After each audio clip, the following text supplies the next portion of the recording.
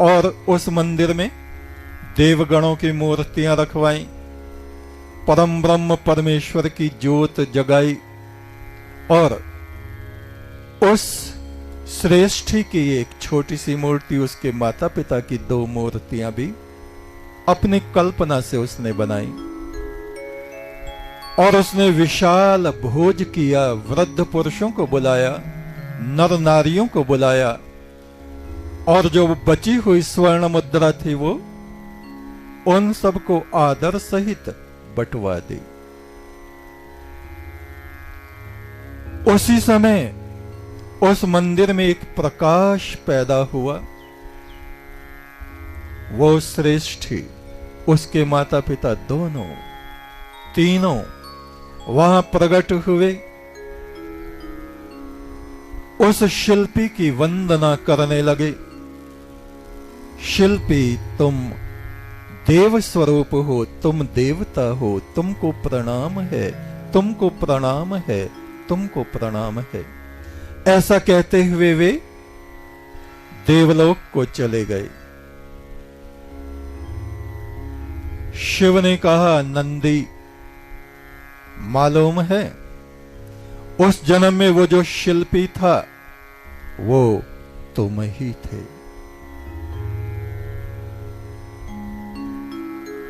तुम्हारा जन्म उस शिल्पी के रूप में हुआ था। तुमने हर जन्म में धर्म आचरण किया, इस कारण से इस जन्म में मैं तुमको प्राप्त हुआ हूं और तुम जैसे उत्तम रतन जैसे पुरुष मुझको प्राप्त हुए हो। तुमको पाके नंदी मैं धन्य हूं। नंदी की आंखों में आंसू आ गए। शिव ने उस नंदी को अपने हृदय से लगा लिया।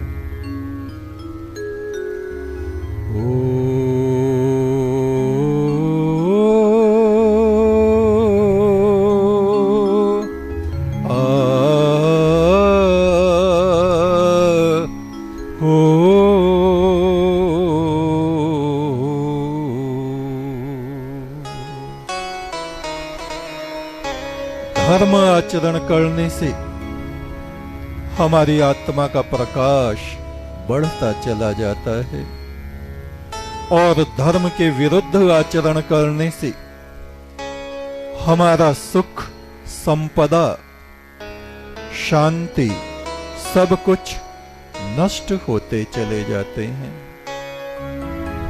ये शरीर रूपी महल है। इसकी छत पे, मस्तक में चंद्रमा की ज्योति चमकती रहती है। आत्मा की ये ज्योति बिन बाती और बिन तेल के रात दिन जलती रहती है। इस ज्योति को अज्ञानी और मूर्ख लोग धूमिल कर लेते हैं और जो ज्ञानी पुरुष हैं,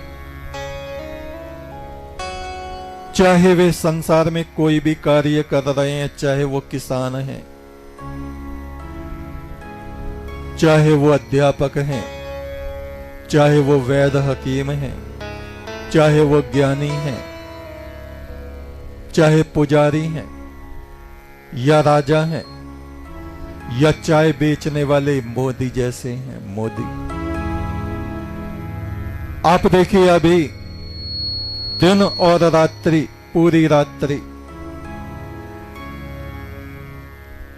मोदी जी ने केदारनाथ की गुफा में परम ब्रह्म की आराधना की, साधना की। एक राजा जब धर्म का आचरण करता है तो पूरी प्रजा का हृदय संतुष्टि से भर जाता है और एक राजा जब पाप आचरण करता है, दुराचार करता है, झूठ बोलता है, प्रजाजनों को ठगता है, तो समस्त प्रजाओं में आक्रोश, अशांति और पाप आचरण फैल जाता है। हम लोग धन्य हैं, ये भारतवर्ष धन्य है, यहाँ के राजा ऐसे ही होते थे।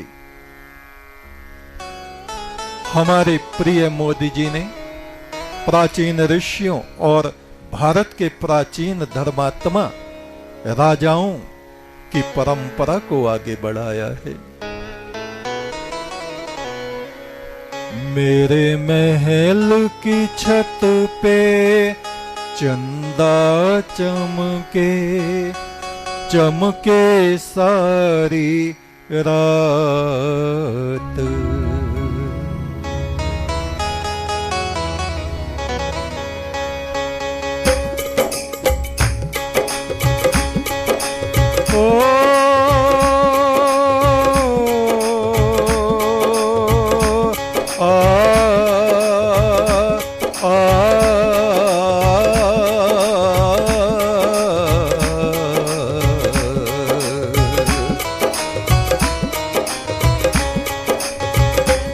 मेरे महल की छत पे चंदा चमके, चमके सारी रात।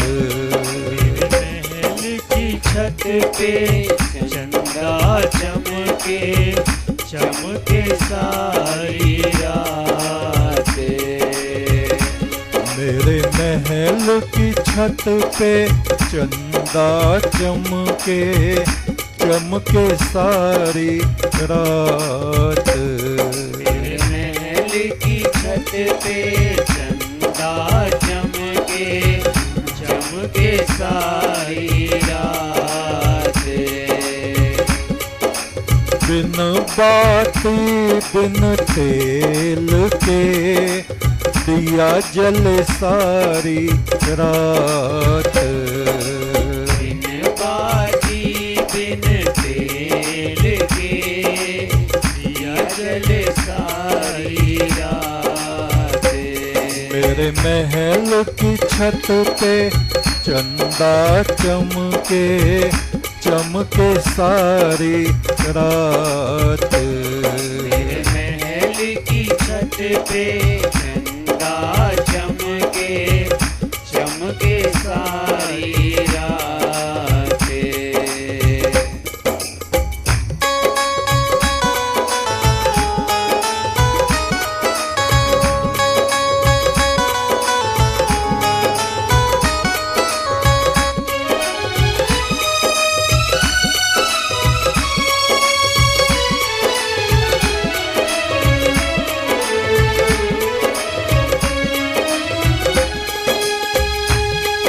भगवान शिव के मस्तक पे आपने चंद्रमा चमकता हुआ देखा होगा।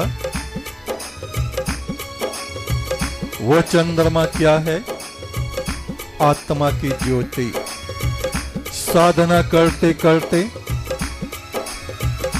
जो हमारी जीवात्मा का प्रकाश अंधकार में, मूलाधार में नीचे पड़ा है, जैसे अमावस्या की रात्रि में चंद्रमा अंधकार में पड़ा रहता है, दिखता नहीं। साधना करते करते जब ये 6 चक्रों को पार करता है तो यहाँ छठे चक्र पर मस्तक में चंद्र ज्योति, चंद्रमा बनकर अमृत किरणों को बरसाता है। हर एक व्यक्ति के अंदर ये ज्योति है। हमारे देश में बड़े बड़े धर्मात्मा हुए और बड़े बड़े पाप आत्मा भी हुए, किंतु मत उनका जिक्र करो जिन्होंने गुलशन उजाड़ दिया। संसार में जिन्होंने बुराई के काम करे, मानवता को जिन्होंने पीड़ित किया, उन लोगों का जिक्र करना बेकार है। मत उनका जिक्र करो जिन्होंने गुलशन उजाड़ दिया, उनका जिक्र करो जिन्होंने झंडा सूरज पे गाड़ दिया। आप कहेंगे सूरज पे क्या झंडा गड़ेगा, कोई जा नहीं सकता। प्राचीन काल में, आपको अपने भारतवर्ष का इतिहास मालूम नहीं है, उज्जैन के राजा विक्रमादित्य ऐसे राजा हुए, इतने धर्मात्मा, अपना सर्वस्व अपनी प्रजा के लिए उन्होंने अर्पित कर दिया। जितनी भी दिव्य विभूतियां उनके हाथ में आई, सब कुछ अपने प्रजाजनों के लिए न्योछावर कर दिया। और वो सूर्य पर गए। उनके राज्य में किसी ने बताया, महाराज मानसरोवर में एक पत्थर का स्तंभ निकलता है, खंबा, रोज सुबह सुबह सूरज के साथ साथ ऊपर बढ़ता जाता है। सूरज जब बीच आसमान में आता है तो वो खंबा उस सूरज का स्पर्श करने लगता है और सूर्य नारायण का रथ एक मुहूर्त के लिए उस पे ठहरता है। मैंने अपनी आंखों से देखा है, ऐसा उस व्यक्ति ने कहा। आप वहां जाइए और सच्चाई का पता लगाइए। विक्रमादित्य वहां गए, 2-3 दिन उन्होंने वो कौतुक देखा, बिल्कुल सत्य बात थी। एक दिन सुबह सूर्य निकला भी नहीं था, स्नान ध्यान करके परमेश्वर का नाम लेके खंबे के निकट पहुंचे और उसके ऊपर बैठ गए। और खंबा ऊपर को बढ़ रहा है और सूरज भी ऊपर आ रहा है। और होते होते होते खंबा सूर्य के निकट जाने लगा। और आप सोचो कितनी भीषण गर्मी, भीषण ताप सूर्य का है। जैसे जैसे उसके निकट गया, राजा विक्रमादित्य का शरीर जल फूंक के राख हो गया, राख बन गया। और सूर्य नारायण का रथ जब उस पे रुका खंबे पे, सूर्य नारायण ने देखा ये मनुष्य की राख, ये क्या? उन्होंने अपने अक्षय पात्र में से अमृत लिया और उस पे छिड़का। राजा जीवित। विक्रमादित्य हाथ जोड़ के सूर्य नारायण को प्रणाम किया। भगवान सूर्यदेव, मैं उज्जैनी नगरी का एक बहुत छोटा सा राजा विक्रमादित्य आपके चरणों में प्रणाम करता हूं। सूर्य नारायण को अचरज भी हुआ और प्रसन्नता भी हुई। कहा, अरे इतना साहस! और ये राजा सतयुग में नहीं हुए, कलयुग की बात है, कलयुग की, कलयुग में हुए हैं। 2076 वर्ष अभी हुए होंगे उनको, विक्रमादित्य को। और सूर्य नारायण ने कहा, हे राजा, किस कारण से तुमने अपने शरीर की भी आहुति दे डाली, मुझे बताओ। कहा, प्रभु कारण कुछ नहीं, आपके दर्शनों की अभिलाषा थी, आपके आशीर्वाद की अभिलाषा थी। सूर्य नारायण ने अपनी मणिमाला में से एक मणि निकाल के उसको दी। लो, देवताओं का दर्शन कभी व्यर्थ नहीं जाता विक्रमादित्य।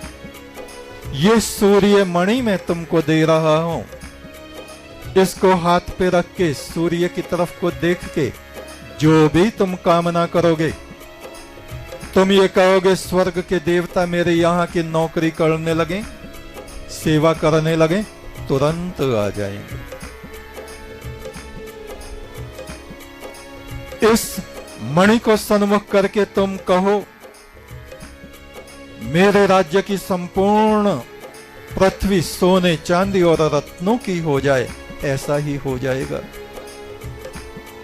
तुम्हारे राज्य पर किसी ने आक्रमण कर दिया है, तुम कहो इस सेना को नष्ट करो, तुरंत सेना नष्ट हो जाएगी।